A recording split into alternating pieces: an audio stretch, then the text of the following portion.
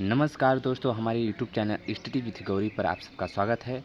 Allahabad university के BA प्रथम वर्ष के जितने भी छात्र छात्राएं हैं जिनका विषय हिंदी है, उन सब के लिए मैं आधुनिक हिंदी काव्य के सारे लेक्चर क्रम से लेकर आ रहा हूं। अपनी परीक्षा की बेहतरीन तैयारी के लिए हमारे YouTube channel study with Gauri पर बने रहें, जिससे कि आप एग्ज़ाम में बेहतरीन अंकों के साथ उत्तीर्ण हो सके। तो चलो दोस्तों, मैं समय वेस्ट न करते हुए अब मैं मैथिली शरण गुप्त द्वारा रचित साकेत नवम सर्ग का व्याख्या बताने जा रहा हूँ। सबसे पहले मैं प्रसंग संदर्भ बताऊँगा, उसके बाद प्रसंग, उसके बाद व्याख्या। तो चलो दोस्तों, आप लोग ध्यानमग्न होकर सुनिए। आली काल है काल अंत में, उछल रहे चाहे वो शीत, आया यह हेमंत दया देख में संतप्त संभीत। तो दोस्तों, इसका संदर्भ प्रस्तुत पद्यांश हमारी पाठ्यपुस्तक आधुनिक हिंदी काव्य के साकेत नवम सर्ग से उद्धृत है। इसके रचयिता या कवि मैथिली शरण गुप्त जी हैं। अब दोस्तों, इसका प्रसंग सुनिए। इसका प्रसंग इस प्रकार है। ये मनोरम काव्य पंक्तियाँ मैथिली शरण गुप्त द्वारा रचित महाकाव्य साकेत की नवम सर्ग से उद्धृत है। इसमें उर्मिला जी अपने पति के न होने के कारण विरह की अग्नि में जल रही हैं, जिसका वर्णन मैथिली शरण गुप्त जी ने किया है। तो दोस्तों, अब इसकी व्याख्या सुनिए। अली काल है काल अंत में, उछल रहे चाहे वह शीत। अली काल है, हे सखी, गर्मी तो गर्मी ही होती है, गर्मी हो या सर्दी, वो तो ऋतु ही होती है। अली काल है काल अंत में, हे सखी, काल है काल अंत में, उछल रहे चाहे वह शीत। उछल मतलब गर्मी और शीत मतलब ठंडा का मौसम या ठंडी ऋतु।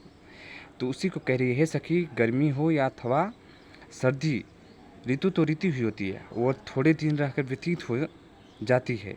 इस समय आया यह हेमंत दया कर देख हमें संतप्त संबित। उसी को कह रहे हैं कि इस समय तो हमें विरह की अग्नि में या ताप से दुखी एवं भयभीत देखकर हमारे दुख एवं भय को दूर करने के लिए यह हेमंत ऋतु हमारे पास आई हुई है। चलो दोस्तों, अब हम लोग अगले पैराग्राफ पर चलते हैं। अगले पैराग्राफ। आगत का स्वागत समुचित है, पर क्या आंसू लेकर, प्रिय होते तो लेती मैं उसको घी गुड़ देकर।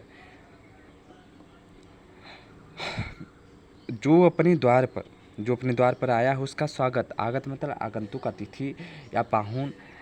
स्वागत मतलब स्वागत करना, समुचित मतलब सम्मान से, पर क्या आंसू लेकर। हे सखी, जो अपने द्वार पर आया है उसका स्वागत करना तो हमारा धर्म है, लेकिन मेरी आंखों में तो इस समय आंसू भरे हुए हैं। इसमें मैं हेमंत ऋतु का स्वागत कैसे करूं? यदि इस समय मेरे पति घर पर होते हैं तो मैं इसका स्वागत घी और गुड़ देकर समर्पित करके इसका स्वागत करती। पाक और पकवान रहे, अब गया स्वाद का अवसर बीत, आया यह हेमंत दया कर देख में संतप्त सभीत। इस शीत ऋतु में पकी हुई स्वादिष्ट खाद्य वस्तुएं अर्थात पकवान का भी जो रस है वो चला गया, वो भी निरर्थक हो गया है, पृथक रस प्रतीत हो रहा है, लेकिन हमारे लिए उनमें स्वाद लेने का समय व्यतीत हो गया है। सब कुछ भी हो, हमें दुखी और भयभीत जानकर ही यह जो हेमंत ऋतु है हमारे दुख को दूर करने के लिए, हमें सांत्वना देने के लिए हमारे पास आई हुई है। चलो दोस्तों, अब हम लोग तीसरे पैराग्राफ पर चलते हैं। हे ऋतुवर्य दया कर मुझको, हे ऋतुवर्य क्षमा कर मुझको, हे ऋतुवर्य क्षमा कर मुझको, देख दैन्य मेरा, करता रह प्रतिवर्ष यहाँ तू फिर अपना फेरा। ब्याज सहित ऋण दूंगी मैं, आने दो उनको हेमित, आया यह हेमंत दया कर देखा में संतप्त संबित।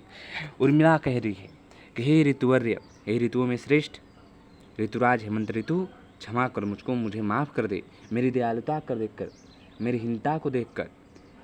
करता रह, लेकिन तू फिर भी प्रतिवर्ष, हर वर्ष तू यहाँ अपना फेरा डालती रह। ब्याज सहित ऋण दूंगी मैं, आने दो उनको हे मित्र। हे ऋतुवर्य, हे मित्र, मैं तुम्हारे कर्ज को ब्याज सहित चुका दूंगी जब मेरे प्रीतम मेरे घर आ जाएंगे, मेरे सजनवा मेरे घर आए जाएंगे। लेकिन ऐसे कि जो कुछ भी हो, यह जो हेमंत ऋतु है हमारे दुख को देखकर, हमें सांत्वना देने के लिए, हमारे दुख को दूर करने के लिए ही हमारे पास आई हुई है। चलो दोस्तों, अब हम लोग चौथे पैराग्राफ पर चलते हैं। शीशी करती हुई पास में पाकर जब तब मुझको, अपना उपकारी कहते थे मेरे प्रीतम तुझको। कंबल ही संबल है अब लो, अब तो ले आसन ही आज पुनीत, आया यह हेमंत दया कर देख हमें संतप्त सभित। शीशी करती हुई पास में में पाकर जब तब मुझको, हे हेमंत ऋतु, जब मैं ठंड के कारण शीशी करती हुई मैं अपने प्रीतम के पास जाती थी, तो हमारे प्रीतम तुमको बड़ा उपकारी कहते थे। वो उपकारी इसलिए कहते थे क्योंकि जब मैं उनके पास चली जाती थी तो मेरा आलिंगन कर पाते थे, वो आलिंगन का सुख उठा पाते थे, इसीलिए वह तुम्हें बहुत उपकारी कहते थे। कंबल ही संबल है अब तो, ले आसन ही आज पुनीत। लेकिन हे ऋतुवर्य, हे ऋतुराज, हे हेमंत ऋतु, अब वो अब आनंद कहाँ है? अब सब व्यर्थ है। अब वो आनंद कहाँ है? अब तो सब व्यर्थ है। अब तो मेरे लिए कंबल का ही सहारा रह गया है। अब मेरे लिए कंबल का ही सहारा रह गया है। कंबल ही संबल है, अब तो मेरे लिए कंबल का ही सहारा रह गया है। अब अतः तुझे भी मैं बैठने के लिए पवित्र आसन ही दे सकूंगी। कहने का तात्पर्य यह है कि अब मैं स्वयं आसन पर बैठकर उनका ध्यान करती हूँ और कंबल ओढ़कर जाड़ा काटती हूँ। अब न वह सुख की सस्या है, न आलिंगन करने के लिए मेरे प्रीतम की गात है। अतः हे हेमंत ऋतु, तेरा अधिकार अब मेरे शरीर पर नहीं है। फिर भी हे सखी, इसमें कोई संदेह नहीं कि यह ऋतु हमें दुखी और भयभीत जानकर हमारे पास आई है। यह और बात है कि यह ऋतु मेरे लिए कुछ नहीं कर सकती, फिर भी मेरे सांत्वना देने के लिए मेरे पास आई हुई है। चलो दोस्तों, अब हम लोग अगले पैराग्राफ पर चलते हैं। कालगुरु की सुरभि उड़ाकर मानो मंगल तारे, हंसे हसंती खिल कर अनल कुसुम अंगारे। आज धुतकी में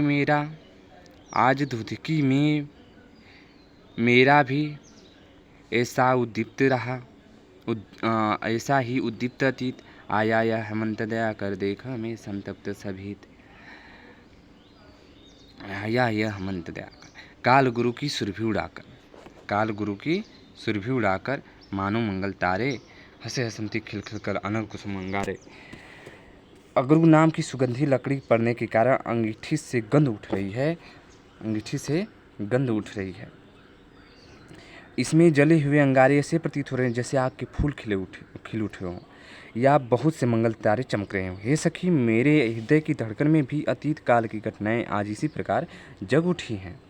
आज धुतकी मेरा भी ऐसा ही उद्दीप्त रहा। हे सखी, आज मेरे हृदय की धड़कन में भी अतीत काल की घटनाएं आज इसी प्रकार जग उठी हैं। जहाँ तक हेमंत ऋतु का संबंध है, यह तो मुझे विरह से दुखी और भयभीत देखकर हमारे ताप को मिटाने आई है, हमें सांत्वना देने आई है। इसलिए हे सखी, मुझे इसका स्वागत करना चाहिए, या स्वागत करने का मेरा तो धर्म बनता है। बस दोस्तों, आज के लिए इतना ही। अगर पसंद आए तो इस वीडियो को लाइक, सब्सक्राइब एवं शेयर करें। ज़्यादा से ज़्यादा